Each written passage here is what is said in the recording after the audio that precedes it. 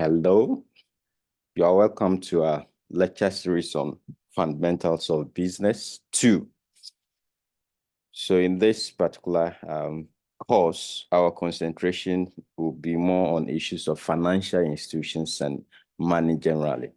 The fundamentals one was basically on the other functional areas of business. We spoke about human resource management. We discussed issues revolving around marketing. We looked at production management and fundamentals of business too. We'll be shifting our focus on issues about money and financial management. Okay, and this is very, very critical because the traditional educational system oftentimes has been accused of not educating people about money. And this is very, very important for a business student. For everything about business at all revolves around money. The day-to-day decisions about business is all about money. So it's very, very critical that as business students, we have some proper appreciation of the subject of money. So this outline will be guiding us as far as our discussion on money is concerned. We'll look at the origin of money, how this whole money idea came about. So we'll look at the barter system. We'll look at the limitations of the barter economy, the definition of money, characteristics of money, types of money, functions of money, then the concept of inflation and financial assets. All right. So at the beginning of civilization, money did not exist and people traded without the use of money. Okay, so money as we know it now did not begin at the time that people started trading among themselves. So there was a concept known as the barter, where people had to swap whatever they have with what they have for what they need. Okay, so if you had 2 bags of yam and you needed salt, you have to come around and find somebody who needed the 2 bags of yam that you had and had the salt that you needed for an exchange to take place. Okay, so modern day trading arose from the system of barter. However, people still resort to barter in times of monetary crisis or when currency is devalued by hyperinflation.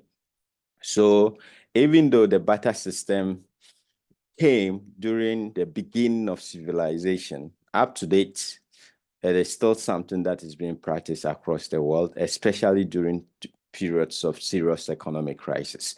Okay, as I speak, Ghana is still into what do you call it? Old gold for oil transaction. All right, because of the high exchange rate, the deflation of our currency, the government of the day has decided to actually buy oil using gold instead of trying to change the cedi into dollars, then to buy the gold that could worsen the current issue as far as the exchange rate is concerned.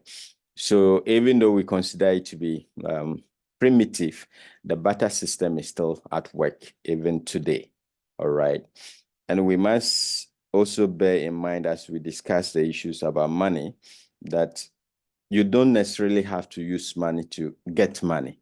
Based on our idea of barter system, there are people that have acquired enormous wealth just by their physical labor, right? It is not as if they used money to do anything, just through sacrifice and service that they have offered to other people. Wealth and money was transferred to them. So that can be a form of barter. We shouldn't be viewing it as in terms of just having money, parting away with money, or doing some investments that require money. Anything at all that you can do for somebody, it could result in an exchange that could lead to some profitable end. Okay. So bartering or barter is the medium in which goods and services are directly exchanged for other goods and services without a common use of money. All right. So if there is a barter trade, as we've seen in this picture, somebody may have a fowl, another has apple, and the person with the fowl wants the apple person wants the fowl, Once there is that form of agreement, then it is possible for an exchange to take place without the use of money. Okay, so our present day activity, if you wanted to buy the same apples, the owner of this fowl may probably have to sell the fowl first, get the money, as in the fiscal money or the paper money, and then use that to be able to buy the apple. But that was not how the whole civilization process started. Okay, there was no money, and therefore you needed to use whatever you have in terms of the goods or the services in exchange for other goods and services. All right. So it took away the need for money. But then it had limitations, it had problems. Okay. So the first one is what is known as the presence of double coincidence of wants.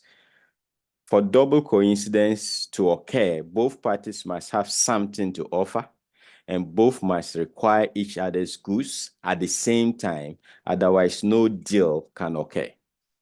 All right. So if I have something and I need something, I must find somebody who needs what I have and also have what I need. Okay. So if we go back to our earlier picture where an exchange took place between somebody with apples and another person with fowl, the exchange can only take place if the person with the fowl is also in need of apple, and the person with apple also need a fowl or a chicken or hen. All right. Until there is this double coincidence of want, or the presence of this double coincidence of want, this transaction can never occur. All right. So whatever you have, whether it being a product or a service, you must then have to spend time combing around to find somebody who first and foremost has what you need. But that is not only the end. The person that you find must also be somebody who wants what you have. And that can really be a difficult task. All right. Trying to find out somebody who wants what you have and also is prepared to accept what you have. Okay, they need what you have, and they will be prepared to exchange whatever they have for what you have.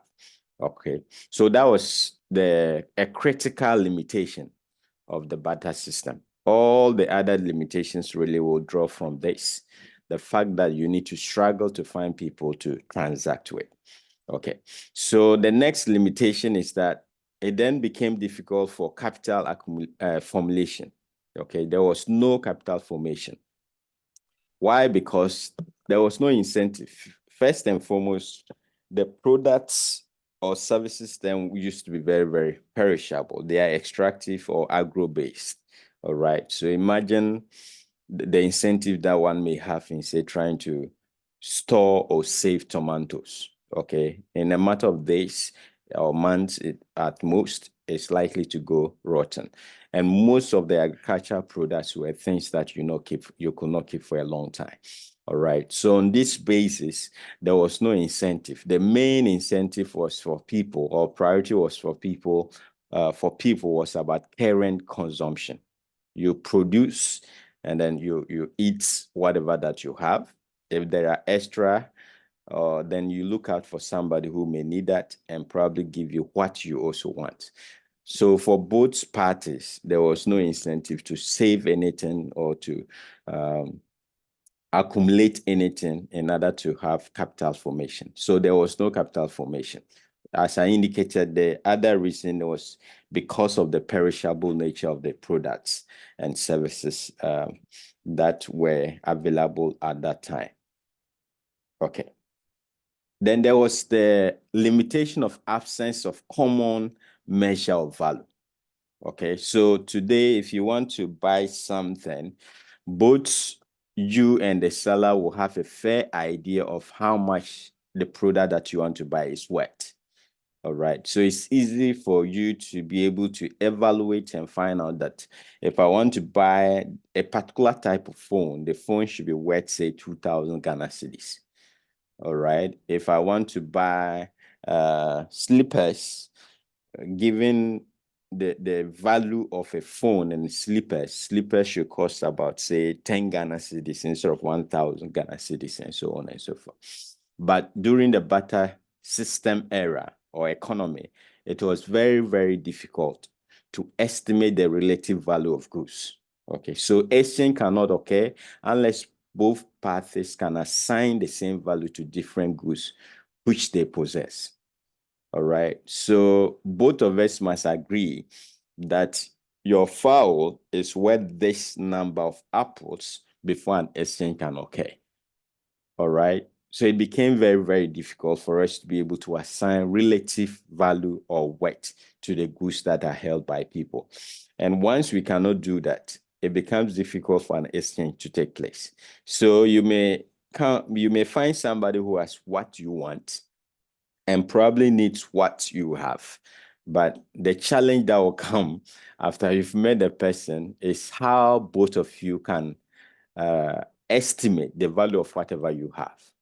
Okay, once there is no agreement, if I feel my file is too big for the number of apples that you want to give to me, or the number of oranges that you are prepared to offer, I will not be willing to exchange the file for those oranges, even though I might be interested in the oranges. The same applies to the orange person. If he feels that the number of oranges that he has is far weightier or heavier than the file that the other person has, there won't be any incentive for an exchange to take place. Okay, and this is as a result of the absence of common measure of value. Okay, then there was the problem of want of means of subdivision. Okay, once again, if we compare it to a modern day currency of money, you have several divisions. Typically, you will normally have one CD or one value note of any currency. You typically have two CDs. You may have 5, 10, 50, 20, 100. And that actually helps you to be able to break down or split any transaction into subunits. All right. But during barter, it became very, very difficult when dealing with certain types of products to be able to subdivide these products. So, like our common measure of value, if you were to find somebody that has an orange and you have your fowl, you are interested in the orange and you have a fowl. How do you give a whole grown live fowl for just an orange? Okay.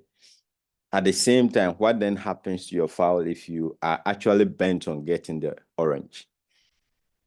Worst or best case scenario, this fowl must be killed or slaughtered and probably subdivided until you get a portion of the fowl that will be equivalent to the orange that you want to exchange your fowl for. Okay, so you cannot exchange a live fowl for just one orange. So that is some of the difficulty, or those were some of the difficulties that confronted the barter economy.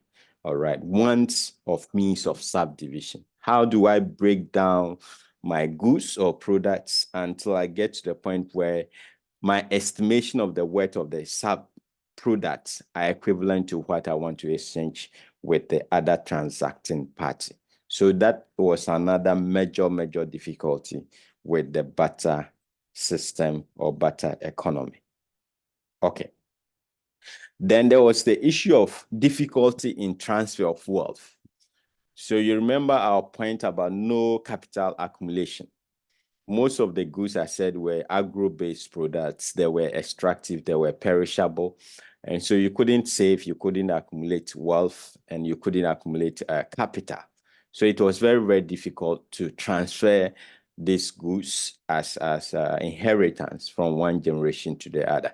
All right. At best, it could be the land that were transferable from one generation to the other. But the products and the produce of the land, because of their perishable nature, it was difficult to transfer such wealth from one generation to the other. Okay, so there was difficulties in transfer of wealth. If you compare our modern day way of transacting, it is possible to pass on wealth from one generation to the other because of money, with the help of money. You don't have to store or keep the wealth in fiscal products or goods. Just by having money in good banks, it is possible to transfer such wealth from one generation to the other. All right. Then there was the problem of no specialization. Okay. Because of all the challenges that are associated that we've already seen. All right. Double coincidence of one's what again? Absence of common measure of value, want of subdivisions. It was very, very difficult for people to specialize. Okay. In our modern time, somebody can choose to be a teacher or a lecturer. Another can choose to be a banker. Someone can choose to, and other people may choose to be farmers. Okay, so it gives room for people to be able to specialize in their area of expertise and area of interest. But during the barter economy, it wasn't difficult because of the problems associated with barter. All right, the challenges of trying to find somebody who has what you want and also needs what you have. After you found a person, there was the challenge of trying to measure the relative weight of whatever you guys want to exchange among yourself. All right. After you've exchanged or done all the farming, it was almost impossible for you to store anything. And therefore, if you wanted anything, it was important that you produce it. Okay. So with these challenges, it's almost not reasonable for one to seek to specialize in one activity. All right. If you were just say tomatoes farmer, you don't eat only tomatoes. You need yam, you need what again? You need salt, you need fish, all manner of things in order to be able to survive. Okay. And to take away the challenge of trying to look for people that will assist you to get all the other things, the rational thing to do is to try and be everything unto yourself. Okay, so you almost have to be the producer of all the things that you need in order to survive. So you may be a rice farmer, you have to have some maize somewhere, you must have some yam somewhere.